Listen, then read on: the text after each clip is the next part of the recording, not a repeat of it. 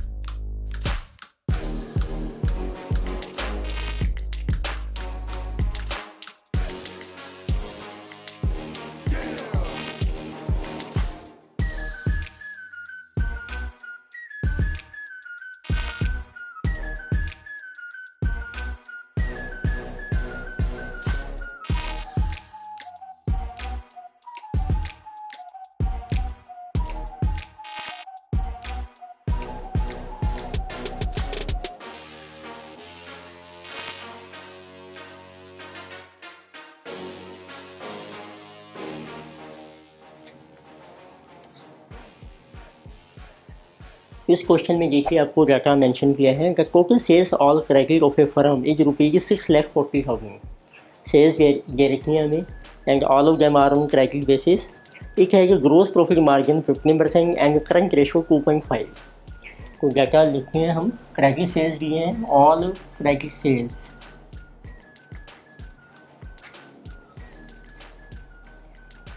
जिसकी ₹6,40,000।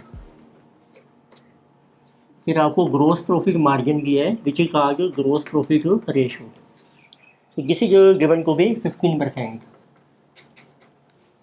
And we are given current ratio जिसको हम CR से शो करते हैं करंट रेशो, तो this is given to be 2.5। The firm से करंट लाइबिलिटीज है 96,000। करंट लाइबिलिटीज CL से हम शो कर रहे हैं ₹96,000। Inventories are 48,000। Inventory means stock, so this is given to be 48,000 and the cash balance is 16,000.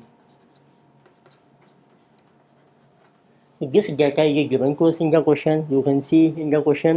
So you are required to determine the average inventory to be carried by the firm if an inventory turnover of 5 times is expected. Assume 360 days in a year. So in first part they are asking you, so stock turnover ratio is given. So this is our inventory turnover of 5 times and number of days per annum is also given. So we have to consider 360. So we have to calculate average inventory to be carried by the firm. तो आपको find out करना है average stock. अब देखो stock turnover का एक हम formula apply करते हैं। फार्मूला है आपका cost of goods sold upon average stock. तो ये जो स्टॉक दिया है, जब हमें करंट रेशो दी गई है, इट मीन्स ये हमारा क्लोजिंग डाटा है साल के एंड में, जिससे जो क्लोजिंग स्टॉक पर हम रेशो में यूज करते हैं एवरेज। तो पहले कैलकुलेट करते हैं COGS, सेल्स आपको दे रखी है, GP रेशो दे रखी है।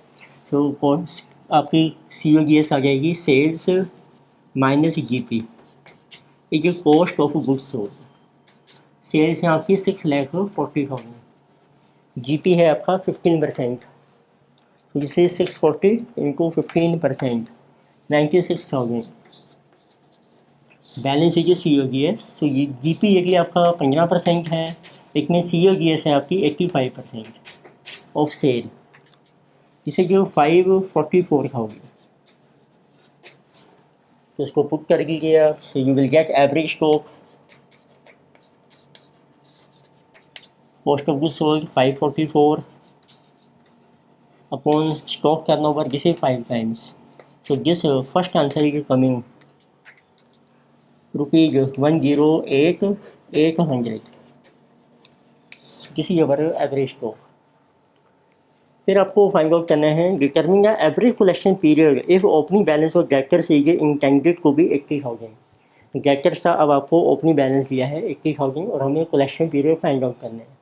इट मीन्स उसके लिए हमें चाहिए एवरेज डेटर्स को पहले कैलकुलेट करके क्लोजिंग डेटर्स से। तो you can see current ratio दी है आपको, करंट लायबिलिटीज़ हैं, तो यहाँ से करंट एसेट्स आ जाएंगी। तो इट मीन्स सेकंड में अब आपको कैलकुलेट करना है एवरेज कलेक्शन पीरियड, तो पहले आपकी आ जाएगी current ratio equal to current assets upon current liabilities equal to 2.5। So you get the current assets, current liabilities 96,000 into 2.5. So 96 into 2.5. So this is coming 2,40,000. Current asset में से यदि आप stock minus करके हो, स्टॉक आपको दिया है 48,000, इसमें बैलेंस आ जाएंगी आपकी quick assets QA। So this is coming 192,000। Quick assets होते हैं कैश प्लस डेटर्स, कैश का बैलेंस आपको दिया है, माइनस कर लीजिए कैश, जिसे ये 16,000, तो इससे आपके आ जाएंगे क्लोजिंग डेटर्स। ये हमारे क्लोजिंग डेटर्स हैं।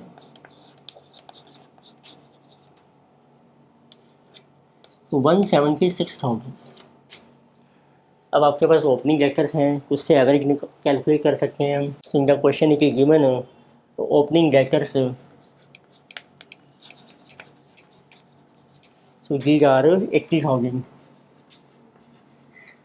So what will be average debtors? This is opening plus closing divided by 2.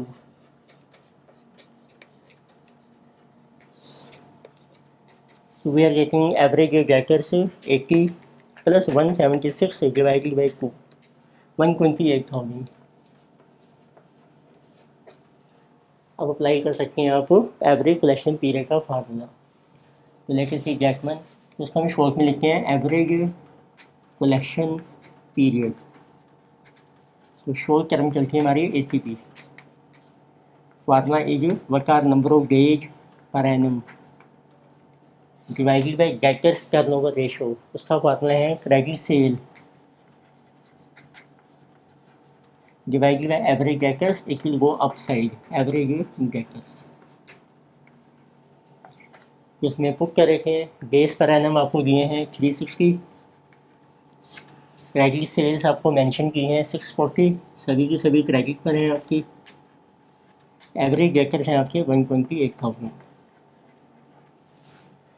तो this will get to collection period. तो कलेक्शन पीरियड आपका बेस में आ जाएगा, जिसे ये 360 इंटू 128,000 डिवाइडेड बाय 640, किसी कमिंग 72 डेज। तो next we have problem number 5।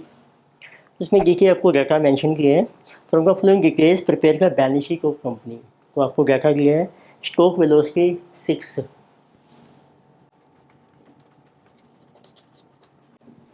Velocity होती है वैसे उसका एवरेज इन्वेंट्री पीरियड स्टॉक का, पर आपको इसमें 6 के आगे कुछ मंथ्स या डेज मेंशन नहीं किए। इट मीन्स एक तरीके से ये मानी जाएगी stock turnover ratio 6 times. Then we are given debtors velocity 2 months, ये आपको दिया है 2 months. It mean this is जो कलेक्शन पीरियड, ये मंथ्स में दिया है, तो ये डेटर्स का कलेक्शन पीरियड बन जाएगा। क्रेडिटर्स वेलोसिटी आपको दिया है 73 डेज, क्रेडिटर से वेलोसिटी ये है आपकी 73 डेज। इट मीन ये भी हमारा क्रेडिटर्स का पेमेंट पीरियड है। So then we are given capital turnover ratio. So capital turnover ratio this is 2 times, ये होती है sales upon capital. Then fixed assets turnover ratio, fixed assets turnover ratio this is given to be 4 times. And gross profit turnover ratio, gross profit turnover होते हैं gross profit margin, simply we can say gross profit ratio 20%। This is always given sale और turnover. Gross profit का amount भी दिया है, gross profit was ₹6 lakh. तो GP ratio से आपका सारा क्वेश्चन स्टार्ट होगा। So reserve and surplus amounted to ₹2 lakh से, रिजर्व एंड सरप्लस भी आपको दिए हैं ₹2 लाख से। closing stock was 50,000 in excess of opening stock. So closing stock is greater than opening stock by how much amount? By rupees 50,000. तो आपको balance sheet prepare करनी है। तो देखो स्टार्ट करते हैं। जीपी रेशो भी है, जीपी भी है। तो सबसे पहले आपकी आ जाएंगी कैलकुलेशन ऑफ सेल्स, आ जाएंगी आपकी कॉस्ट ऑफ गुड्स सोल्ड आ जाएंगी। व्हाट आर सेल्स, इसका फार्मूला बन जाएगा जीपी अपॉन जीपी रेशो। तो GP is 6 lakh, ratio is 20%, so it means this is rupees 30 lakhs. So then you will get your cost of goods sold, which will be sales minus GP. 30 minus 6 24 lakh, ये आपकी cost of goods sold आ गई। तो COGS से अब आपको stock turnover ratio दी है, उससे आप स्टॉक कैलकुलेट कर सकती हैं। पर हमें चाहिए बैलेंस शीट के लिए closing stock. So calculation of closing stock. तो पहले आप स्टॉक टर्नओवर का फार्मूला अप्लाई कीजिए, स्टॉक टर्नओवर रेशो, जिसे जो cost of goods sold upon average stock, तो इससे एवरेज स्टॉक आ जाएगा आपका, जिसे जो cost of goods sold 24 lakh divided by stock turnover ratio 6, जिसे कमिंग 4 लाख। अब आप एवरेज का फार्मूला अप्लाई कीजिए, ओपनिंग प्लस क्लोजिंग। क्लोजिंग हम लेंगे 50,000 मोर देन ओपनिंग, तो ये कहे तो ओपनिंग प्लस 50,000, ये बन जाएगा आपका closing, divided by 2 is equal to average 4 lakh. इससे आपका ओपनिंग स्टॉक आ जाएगा पहले 4 into 2 8 lakhs minus 50 750 divided by, ये बन गया 2 opening stock divided by 2 375,000। Then you get your closing stock. This is 50,000 more than opening stock. इसमें 50,000 प्लस कर लीजिए, so it will become 425,000. Then you can calculate debtors velocity की है, उससे debtors आ जाएंगे आपके। Third we can calculate debtors. अब देखिए collection period दिया है हमें, जिसे कि 2 months, which is called ACP. अब ये मंथ्स में है तो हम लेंगे 12 मंथ्स अपॉन डेटर्स टर्नओवर होती है sales upon debtors, so you will get debtors are ACP 2 months है, सेल्स है आपकी 30 लैक्स हमने कैलकुलेट की थी, and 12 will go here divided by 12, so this is coming 5 lakh. अब आपको क्रेडिटर वेलोसिटी की से क्रेडिटर्स आ जाएंगे, उसके लिए आपको चाहिए पहले परचेजेज, उसका फार्मूला अप्लाई करते हैं। COGS होती है आपकी opening stock plus purchase minus closing stock, तो उससे परचेज आ जाएंगी आपकी। तो क्लोजिंग स्टॉक आ गए, देखो डेटर्स आ गए आपके पास 5 लाख से, ये मेंशन कर रखे हैं, तो इसकी हमें ज़रूरत पड़ेगी बैलेंस शीट बनाने के लिए। So what will be purchase? This is COGS plus closing will go on the left side minus opening, closing minus opening. तो COGS आपकी है 24 लाख और closing is more 50,000 by opening stock, इसमें इनका जो डिफरेंस है वो है 50,000, तो किसी के बारे में परचेज 24 लाख 50,000। फिर आपको क्रेडिटर्स का पेमेंट पीरियड दिया है, creditors velocity which is called payment period, उसका फार्मूला है, ये डेज में दिया है, so you take 365 days upon credit purchases which is creditors turnover, credit purchase upon creditors into creditors, तो उससे आपके क्रेडिटर्स आ जाएंगे।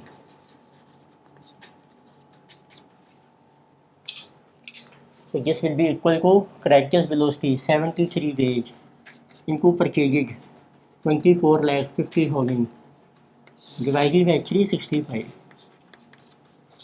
ये कैंसिल हो जाएगा 5 टाइम्स, तो 2450 डिवाइडेड बाई 5, 4,90,000 के हमारे हैं क्रेडिटर्स। देखो क्रेडिटर्स आ गए हैं, डेटर्स आ गए हैं, स्टॉक आ गए हैं। अब आपके पास है capital turnover ratio, fixed asset turnover. तो अब आप कैलकुलेट कर सकते हैं फिक्स्ड एसेट्स और कैपिटल। तो this is our creditors which is coming 490. So what is your capital turnover ratio? So capital turnover ratio is sales upon capital. So this ratio is given 2 times. तो इससे capital आ जाएगा आपका, that is equal to sales divided by 2. Sales है आपकी 30 lakh divided by 2, it is 15 lakh. Then we have fixed assets turnover ratio,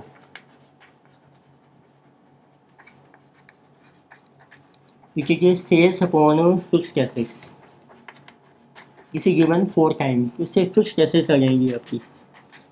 sales divided by 4, sales है आपकी 30 lakh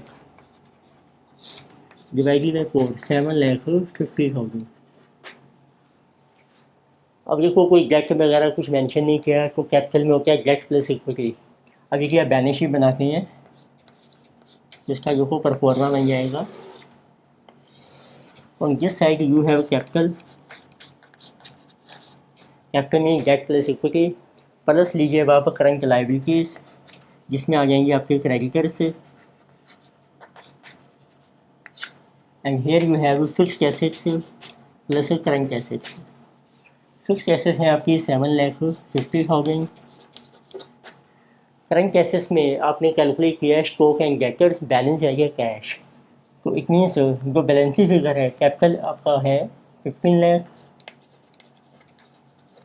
creditors आपने calculate किए हैं 490,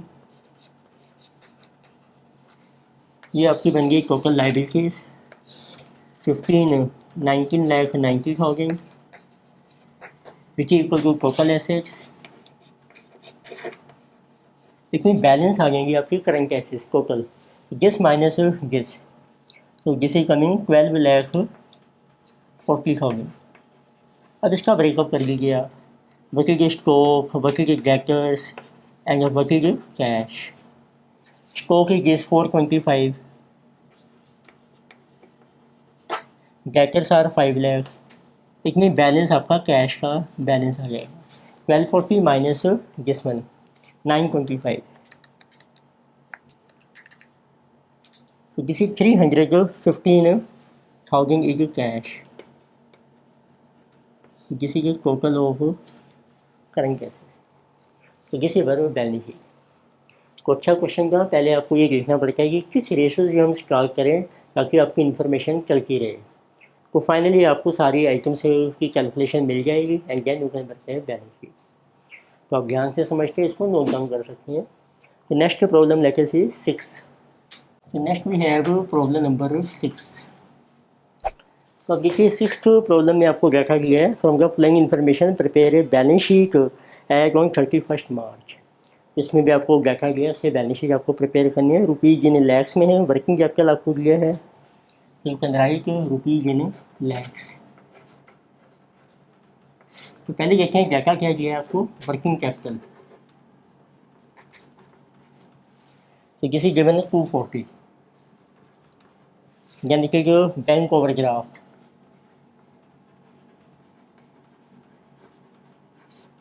जिसको हम लोग ओडी भी कहते हैं ओवरड्राफ्ट, जिसे जो 40, देन रिजर्व एंड सरप्लस 160।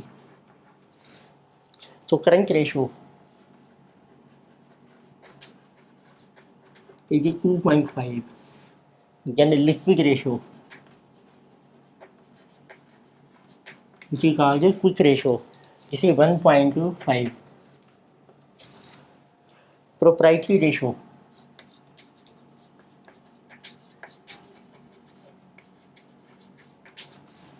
तो इसका फार्मूला भी दिया है, it is fixed assets to proprietary funds, so this ratio is given 0.75. वैसे ओरिजिनल प्रोप्राइटरी रेशियो होती है proprietary funds to total assets और we can say total capital, उसमें कितना प्रपोर्शन है ओनर का। बट हेयर की गिवन फिक्स्ड एसेट्स का कितना प्रपोर्शन है with respect to proprietary funds. Proprietary funds होते हैं नेट वर्थ। ये देखो आपको डाटा दिया है रुपये की लैक्स में है, तो आपको प्रिपेयर करनी है बैलेंस शीट। तो अच्छा इंपॉर्टेंट क्वेश्चन है। तो लेटेस्ट स्टार्ट, देखो वर्किंग कैपिटल दिया है, तो working capital is equal to current assets minus current liability is equal to 240। फिर आपको करंट रेशो दी है which is equal to current assets upon current liabilities is equal to 2.5। तो यहाँ से अब आपकी करंट एसेट्स की वैल्यू आ गई क्रॉस मल्टीप्लाई 2.5 CL, और वर्किंग कैपिटल से भी करंट एसेट्स की वैल्यू आ जाएगी। देखो current liability will go on other side 240 plus current liability, तो इस वैल्यू को यहाँ आपको क्या रखे हैं 240 plus current liability equal to 2.5 CL। So this is 1 CL, 1 will go here, so you get 1.5 CL is equal to 240। तो इससे करंट लायबिलिटीज आ जाएंगी आपकी 240 डिवाइडेड बाय 1.5 160। करंट लायबिलिटीज अब आप उससे करंट एसेट्स आ जाएंगी आपकी। करंट एसेट्स हैं आपकी करंट लायबिलिटीज प्लस 240 160 प्लस 240 400। फिर क्विक रेशो दी है आपको, liquid ratio quick ratio that is quick assets upon current liabilities is equal to 1.5। तो करंट लायबिलिटीज हैं आपके पास 160, क्रॉस मल्टीप्लाई कीजिए, इससे क्विक एसेट्स आ जाएंगी आपकी, जिसे जो 160 इंटू 1.5 जिसे जो 240। तो current assets minus quick assets जिसे कहा गया stock, current assets minus quick assets जिसे जो 400 minus 240 which equal to 160।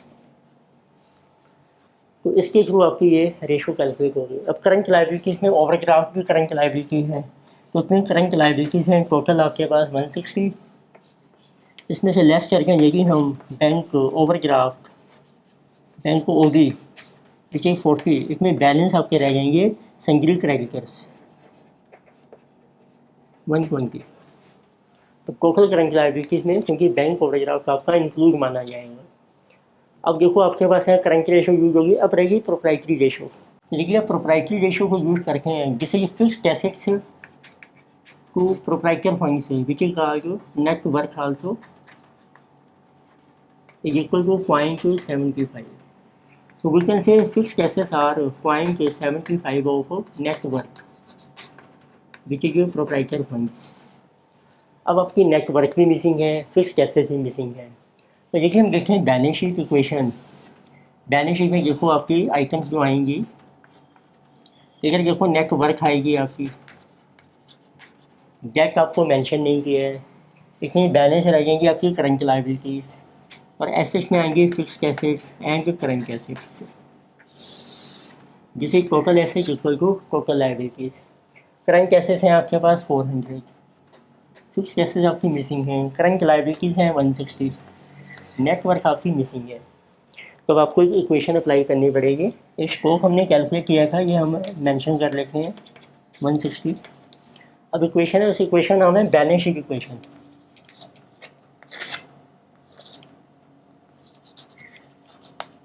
Balance sheet equation means that total assets are equal to total liabilities. Total assets हैं आपकी fixed assets plus current assets, total liabilities हैं इस case में network plus current liabilities. अब इनकी values put करके हैं, क्योंकि एफ ए की वैल्यू है 0.75 नेटवर्क, एफ ए की वैल्यू पुट कर लीजिए 0.75 नेटवर्क। करंट एसेट्स हैं आपकी 400, नेटवर्क आपकी मिसिंग है, करंट लायबिलिटीज आर 160। तो इस इक्वेशन को सॉल्व करके नेटवर्क की वैल्यू कैलकुलेट हो जाएगी। 0.75 will go on this side, it will become 1 minus 0.75 0.25 network, 400 minus 160 240। तो इससे आपकी नेटवर्क आ जाएगी, जिसे ये 240 डिवाइडेड बाय 0.25 960 नेटवर्क आ गई है तो उससे फिक्स कैसेस भी आ जाएंगी। तो फिक्स कैसेस हैं आपकी 0.75 इंटू नेटवर्क 960, जिसे करेंगे 720। अब आप बैलेंस शीट प्रिपेयर कर सकते हैं डिटेल में। तो लेके से बैलेंस शीट, तो फर्स्ट आइटम है यहाँ पर नेटवर्क, रुपये आपके ऊपर चल रहे हैं लैक्स में, नेटवर्क के लिए 960। सेकेंडली शो करंट लायबिलिटीज, उसमें है पहले बैंक ओवरड्राफ्ट एंड क्रेडिटर्स। तो ओवरड्राफ्ट इज 40, सो क्रेडिटर्स हमारे टोटल लायबिलिटीज हैं 160 माइनस 40 120। फिक्स एसेट्स आपने कैलकुलेट की हैं। Fix assets are coming 720। Current assets का ब्रेकअप शो कर सकते हैं। तो करंट एसेट्स में है आपके पास स्टॉक और एक है liquid asset, quick assets. Stock आपने कैलकुलेट किया था 160 और टोटल करंट एसेट्स की हमारी 400 माइनस स्टॉक 240 थी आपकी क्विक एसेट्स। तो नाउ यू गेट टोटल, तो जैसे 960 plus 160 1120 and this one is 720 plus 400 1120। जिस ये पर बैलेंस शीट 1120 रुपीज़ लैक्स में है ऑन बोथ साइड्स। तो अच्छा क्वेश्चन था। इसमें बैलेंस शीट की इक्वेशन जो थी ये आपका इम्पोर्टेंट पॉइंट था इसमें नहीं, तो आप ध्यान से समझ लीजिए, then you can note down the question. Next problem है number 7। In 7 question you can see data given is of firm's current assets and current liabilities are rupees 1600 and 1000 respectively। तो फर्म की देखो करंट एसेट्स आपको दी हैं rupees 1600, current liabilities are given rupees 1000। So how much can you borrow on a short term basis without reducing the current ratio below 1.25। अब company कुछ money borrow करना चाहती है शॉर्ट टर्म बेसिस के ऊपर। It means a company wants to borrow on short term basis। It means ये आपकी मानी जाएगी करंट लायबिलिटी। तो आपको कितने अमाउंट बोरो करना है so that current ratio is not below 1.25। तो उसके लिए आपकी डिजायर्ड जो रेशो है, desired current ratio, it should B 1.25। देखो जब आप मनी बोरो करते हैं शॉर्ट टर्म बेसिस पर तो आपको कैश रिसीव होगा, कैश इज रिसीव, और आपकी लाइबिलिटी राइज होगी, करंट लाइबिलिटी विल राइज। तो उसका इफेक्ट होगा कि जो कैश रिसीव हो रहा है वो करंट एसेट है, करंट एसेट भी इंक्रीज होगी, और जो करंट लाइबिलिटी राइज हो रही है उससे करंट लाइबिलिटी भी आपकी इंक्रीज होगी। तो हम एज्यूम करते हैं let company wants to borrow on short term basis, let amount to be borrowed is equal to x. तो आपको ये डिटर्मिन करना है कितना अमाउंट बोरो करना है so that current ratio is not below this. इसमें करंट रेशो ग्रेटर देन और इक्वल टू 1.25 होनी चाहिए। तो अब अप्लाई करते हैं। करंट रेशो फार्मूला है current assets upon current liability, it should be greater than equal to 1.25। Current assets है आपकी 1600 प्लस जब आप मनी बोरो करेंगे उससे कैश भी रिसीव होगा विच इज एक्स से, तो करंट एसेट्स आपकी इंक्रीज हो जाएंगी। ऐसे करंट लायबिलिटीज हैं 1000। जब आप बोरो कर रहे हैं करंट लायबिलिटी भी इंक्रीज होगी इसी अमाउंट से एक्स से, वो भी ऐड कर लीजिए। Now this ratio should be greater than और इक्वल टू 1.25। अब आप सोल्व कर सकते हैं, उससे एक्स की वैल्यू आ जाएगी, क्रॉस मल्टीप्लाई, जिस is 1600 plus x greater than equal to 1250 plus 1.25 x। So this will be 1.25 minus x and 1600 minus 1250. This will be 350 greater than equal to 1.25 में से माइनस कर दो 1.25 x। Therefore x it will go here, x should be less than or equal to 350 upon 0.25, तो इससे x की value आ जाएगी। Less than का मतलब है कि मैक्सिमम इतना मनी आपने बोरो करना है। How much it is 350 divided by 0.25, तो आप मैक्सिमम बोरो कर सकते हैं 1400 रुपीज़। ये आपका मैक्सिमम अमाउंट है। तो आप चेक भी कर सकते हैं what will be revise current ratio. देखो क्या होगी आपकी, आप देखेंगे प्राइसिंग करंट रेशो देखो कितनी है आपकी, किसी current assets upon current liabilities, this is 1.6 है। So what will be revise current ratio after borrowing, जब आप मनी बोरो कर लेते हैं। सो दिस विल बी, अब करंट एसेट्स हो जाएंगी 1600 प्लस आपने अमाउंट बोरो किया है 1400, करंट लायबिलिटीज हो जाएंगी 1000 plus 1400, so this is becoming 3000 divided by 2400. So let us see how much is this ratio. So 30 upon 24, अब देखेंगे this is coming 1.25। ये इसकी वेरिफिकेशन है। ये भी अच्छा क्वेश्चन था, अब ध्यान से समझ लीजिए, then you can note down. इस लेक्चर में हमने कुछ एग्जामिनेशन प्रॉब्लम डिस्कस की रेशो के ऊपर। फर्दर प्रॉब्लम्स हम कंटिन्यू करेंगे नेक्स्ट लेक्चर में। Thank you.